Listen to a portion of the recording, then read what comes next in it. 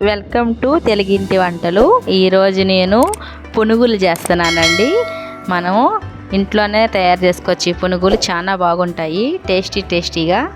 దానికి కావాల్సిన పదార్థాలు, మన ఇంట్లో దోసపిండి ఉంటుంది కదండి, ఆ దోసపిండిలో కొంచెం మైదా, కొంచెం సాల్టు, కొంచెం తినే సోడా వేసుకొని ఎర్రగడ్డ ముక్కలు, పచ్చిమిర్చి, కరివేపాకు సన్నగా తరిగింది, జీలకర్ర మొత్తం వేసేసి బాగా కలుపుకోవాలండి. ఇది బాగా అన్నీ కలిసేటట్టు కలుపుకొని ఇది నీట్గా కొంచెం వాటర్ పోసుకోవాలి, ఎక్కువ పోసుకోవాల్సిన లేదు. మన దోసపిండి ఆల్రెడీ కలిపి పెట్టుకుంటాం కాబట్టి కొంచెం లైట్గా వాటర్ వేసేసుకొని ఇది బాగా ఇట్లా కలిపి పక్కన ఒక అరగంట సేపు కానీ నాననిస్తే మనకి టేస్టీ పునుగులు రెడీ అయిపోతాయండి.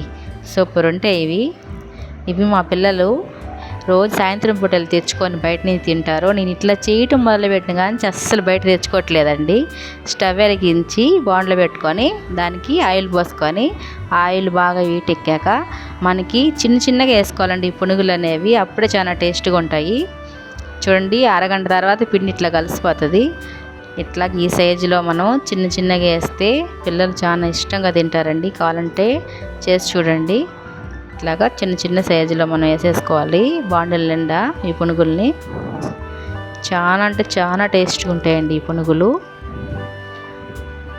పిల్లలకి ఎప్పుడు కావాలంటే అప్పుడు మనం ఇట్లా చేసి పెట్టేస్తూ ఉంటే బయటికి వెళ్ళాలన్నా వెళ్ళరండి. వాళ్ళు తెచ్చుకోమన్నా కూడా తెచ్చుకోరు అసలు.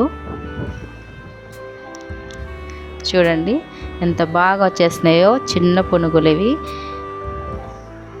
ఇట్లాగా మనం కొంచెం బాగా మాడనీయకుండా లైట్గా బ్రౌన్ కలర్ వచ్చే వరకు వేయించుకుంటే ఈ పునుగులు చాలా టేస్ట్గా ఉంటాయండి. చూడండి ఎంత బాగా ఎగిపోయినాయో. టేస్టీ పునుగులు అయితే రెడీ అయిపోతున్నాయండి. ఇంకా తినడానికి సిద్ధంగా ఉన్నారు మా పిల్లలైతే. ఇట్లాగా చిన్నగా వేసుకొని దీంట్లోకి మామూలుగా పల్లీల చట్నీ చేసుకున్నాం అనుకోండి, చాలా టేస్ట్గా బాగుంటుందండి.